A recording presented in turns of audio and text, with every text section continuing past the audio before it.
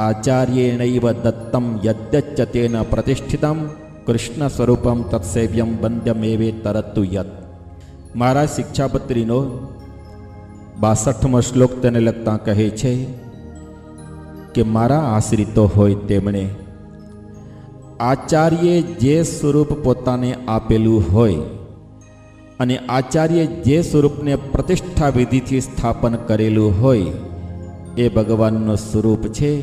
એ પ્રતિદિન સેવવું, એ સિવાયના બીજા જે ભગવાનના સ્વરૂપો હંમેશા વંદન કરવા યોગ્ય છે પણ પ્રતિદિન સેવવા યોગ્ય નથી. શતાનંદ સ્વામી આ શ્લોકનો ભાવ સમજાવતા કહે છે કે આચાર્યે ભગવાનનું જે સ્વરૂપ પોતાને પ્રતિદિન પૂજવા માટે આપેલું હોય તેવી જ રીતે જે આચાર્યે ભગવાનના સ્વરૂપને પ્રતિષ્ઠા વિધિથી સ્થાપન કરેલું હોય એ જ સ્વરૂપને સેવાથી આ ઉદ્ધવ સંપ્રદાયની જે મર્યાદા છે એ મર્યાદા જળવાઈ રહે છે. શતાનંદ સ્વામી વિવરણ કરતા સમજાવે છે કે જો ભિન્ન માર્ગના કોઈ આચાર્ય હોય, અર્થાત ઉદ્ધવ સંપ્રદાય સિવાયના બીજા કોઈ પણ આચાર્ય હોય અથવા શિવ સંપ્રદાયના કે શાક્ત સંપ્રદાયના કોઈ આચાર્ય હોય અને એ આચાર્યએ કોઈ સ્વરૂપ પોતાને આપેલું હોય કે પ્રતિષ્ઠા વિધિથી સ્થાપન કરેલું હોય તો એ ભગવાનનું સ્વરૂપ સેવવું નહીં. અને જો એ ભગવાનના સ્વરૂપને પ્રતિદિન સેવા માંડે તો ઉદ્ધવ સંપ્રદાયની જે મર્યાદા છે, જે મહારાજે બાંધેલી છે, એ મર્યાદા છે છિન્ન ભિન્ન થઈ જાય છે. શતાનંદ સ્વામી કહે છે કે આપણો આ ઉદ્ધવ સંપ્રદાય છે એ ઉદ્ધવના અવતાર રામાનંદ સ્વામીએ પ્રવર્તાવેલો હોવાથી આ સંપ્રદાયને ઉદ્ધવ સંપ્રદાય કહેવાય છે. પરંતુ ઉપાસનાની દ્રષ્ટિએ તો આ સંપ્રદાય છે એ વૈષ્ણવ સંપ્રદાય કહેવાય છે. ઉદ્ધવના અવતાર રામાનંદ સ્વામીએ પ્રવર્તાવેલો હોવાને કારણે આ સંપ્રદાયને ઉદ્ધવ સંપ્રદાય કહેવામાં આવે છે. પરંતુ ઉપાસનાની દ્રષ્ટિએ આ સંપ્રદાયને વૈષ્ણવ સંપ્રદાય કહેવામાં આવે છે. કારણ કે આપણા ઉદ્ધવ સંપ્રદાયની અંદર વિષ્ણુની જ ઉપાસના પ્રવર્તેલી છે, પણ શિવની કે બીજા કોઈ દેવની ઉપાસના પ્રવર્તેલી નથી. કેવળ વિષ્ણુની જ ઉપાસના છે. માટે આપણો આ સંપ્રદાય છે એ વૈષ્ણવ સંપ્રદાય છે.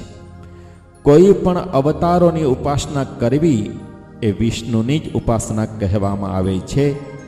કારણ કે સર્વે અવતારો વિષ્ણુના જ અવતારો કહેલા છે. તો આ રીતે આપણો સંપ્રદાય છે એ વૈષ્ણવ સંપ્રદાય પણ કહેવામાં આવે છે. અને આ સંપ્રદાયના પ્રવર્તક ઉદ્ધવજી છે. માટે આ ઉદ્ધવ સંપ્રદાય આવા નામથી પ્રસિદ્ધિને પામ્યો છે. શતાનંદ સ્વામી વિવરણ કરતા સમજાવે છે કે આપણા આ ઉદ્ધવ સંપ્રદાયમાં તો વ્યવસ્થા કરાયેલી જ છે કે મહારાજે સ્થાપિત કરેલ જે ધર્મવંશી આચાર્ય, એ ધર્મવંશી આચાર્ય જે સ્વરૂપ પોતાને પૂજવા માટે અર્પણ કરેલું હોય કે પછી પ્રતિષ્ઠા વિધિથી પ્રતિષ્ઠાપિત કરેલું હોય એ સ્વરૂપને પ્રતિદિન સેવવું.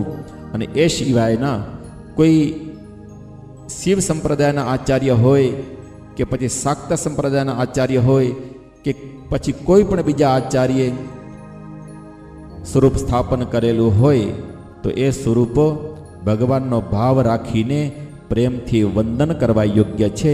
પરંતુ એ સ્વરૂપ છે પ્રતિદિન સેવા યોગ્ય નથી. આ એક મર્યાદા છે, ઉદ્ધવ સંપ્રદાયની મર્યાદા છે. હવે શતાનંદ સ્વામી વિવરણ કરતા સમજાવે છે કે અનાદિ સિદ્ધ પીઠ પુણ્ય ક્ષેત્રસ્થ ભગવત સ્વરૂપાણી તો સેવ્યાની એવ.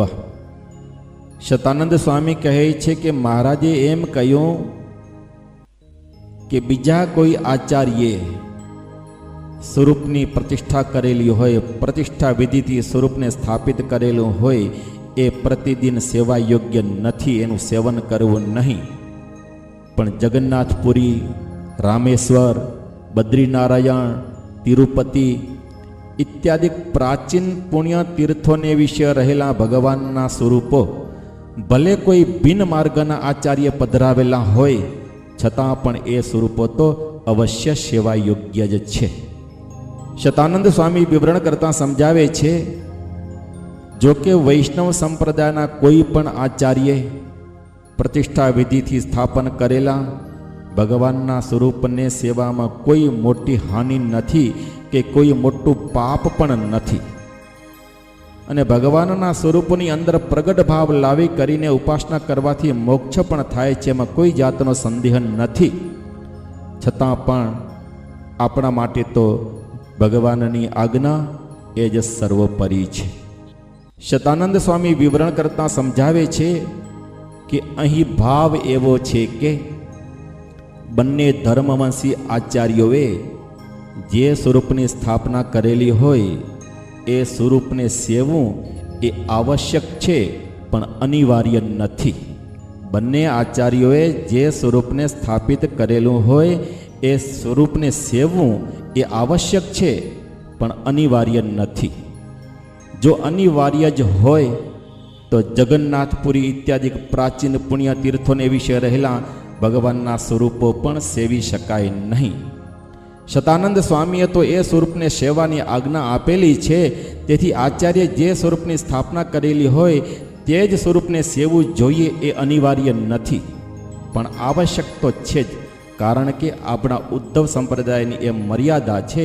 તેથી મર્યાદાના રક્ષણને માટે બંને આચાર્યોએ જે સ્વરૂપની સ્થાપના કરેલી હોય એ સ્વરૂપને સેવવું જોઈએ એ આવશ્યક છે.